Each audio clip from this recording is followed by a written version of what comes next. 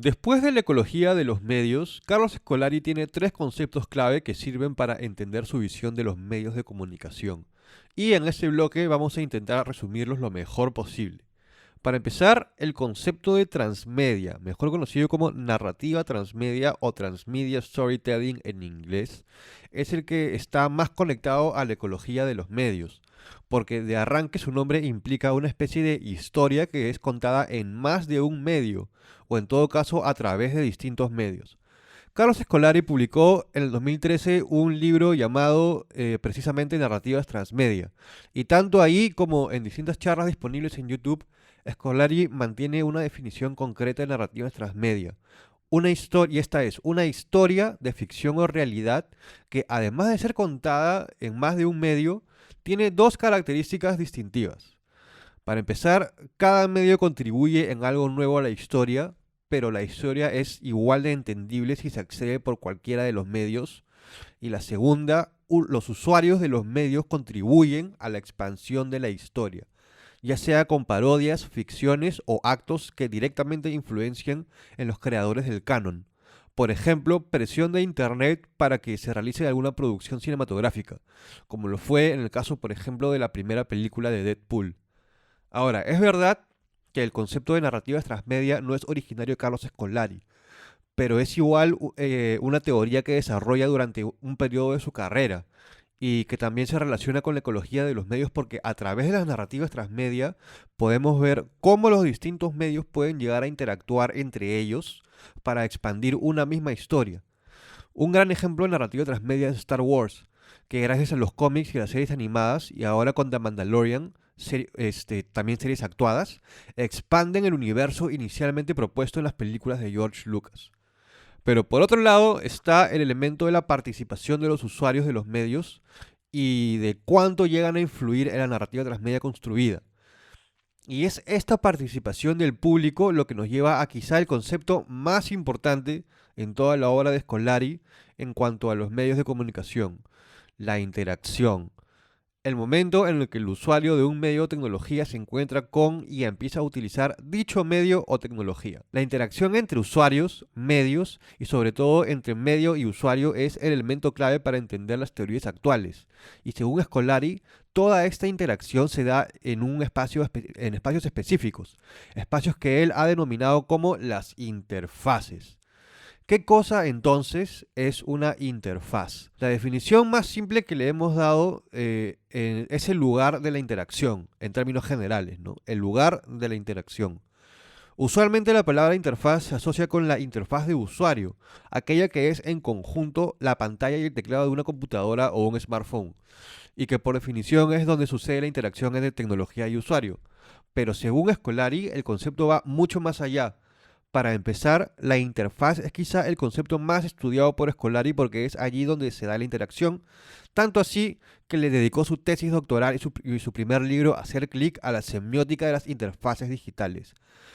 Más aún, similar a las leyes de los medios de McLuhan en 1988, Scolari publicó las leyes de la interfaz en el 2018. Pero también una interfaz, si se reduce o aumenta la escala, puede llegar a ser cualquier lugar de interacción, desde aviones hasta salones de clase, donde específicamente interactúan tres actores: el usuario, la tecnología y el diseñador de la interfaz.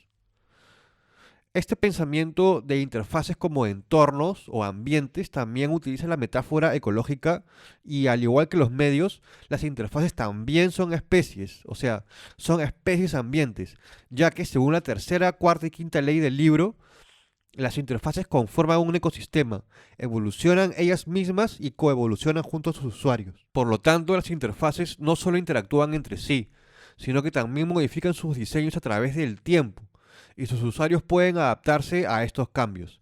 El mismo smartphone, con los cambios y combinaciones a través del tiempo, es quizá el mejor ejemplo de la tercera y cuarta ley. Pero la idea de pensar las interfaces es más que nada como espacios o ambientes, nos puede llevar al concepto más popular y más complejo de Scolari a través de la siguiente reflexión. A lo largo de su obra, Scolari no se preocupa realmente por uno u otro extremo de la comunicación, sino por todo lo que sucede en el medio. Y es con esta reflexión que llegamos al concepto de hipermediaciones, al cual Scolari le dedica no solo un libro en el 2008, sino también el nombre de su blog personal. Para entender este concepto habría que regresar a la famosa obra de Jesús Martín Barbero, de los medios a las mediaciones, que lamentablemente es mucho más complicada que la de Scolari. Por lo tanto, vamos a tratar de explicarlo lo más didáctico y breve posible. A fines de los años 80 e inicio de los 90, Latinoamérica estaba recibiendo una gran cantidad de mensajes a través de los medios masivos.